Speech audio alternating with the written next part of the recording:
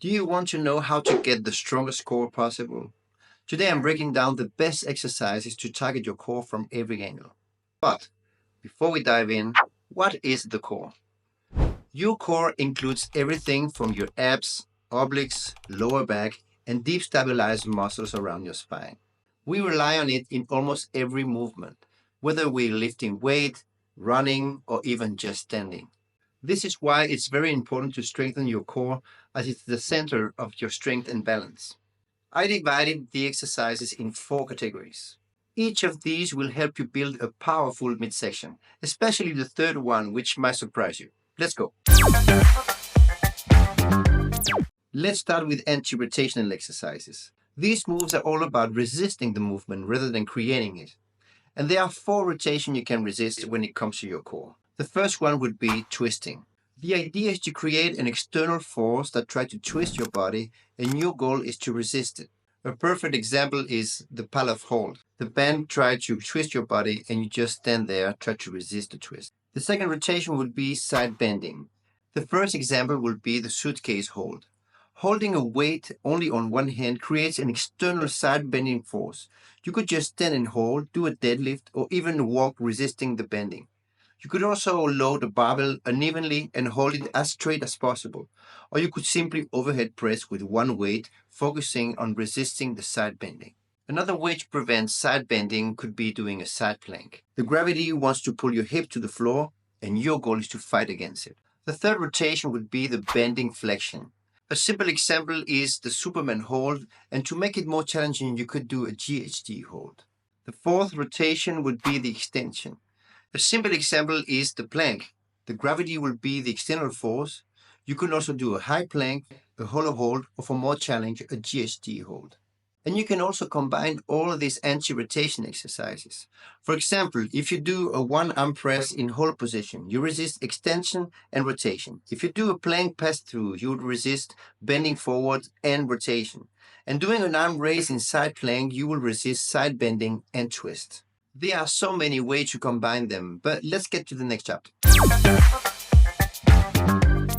Sometimes we want to stabilize our trunk against external forces, but we still want to be strong in this rotation for when they happen, because they happen all the time and we need to be prepared.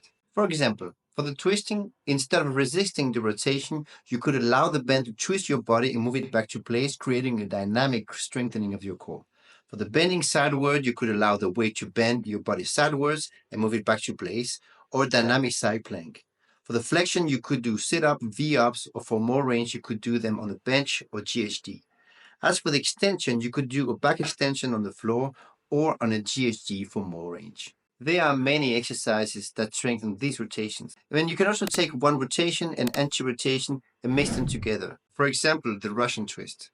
You work on your twisting rotation while resisting the extension with the hollow. All these exercises can be done body weight and progressively loaded as you get used to the movements. When it comes to strength, load is key.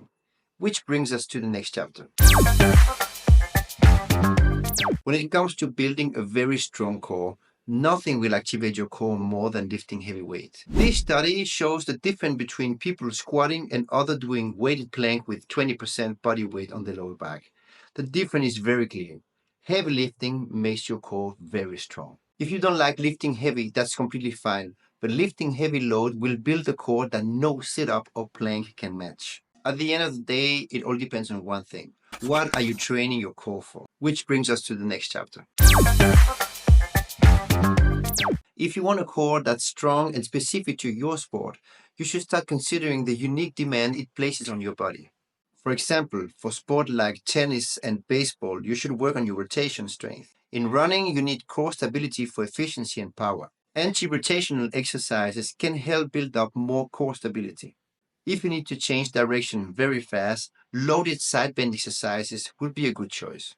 For sports like gymnastics, you'll need to work on flexion endurance, but also rotation and extension.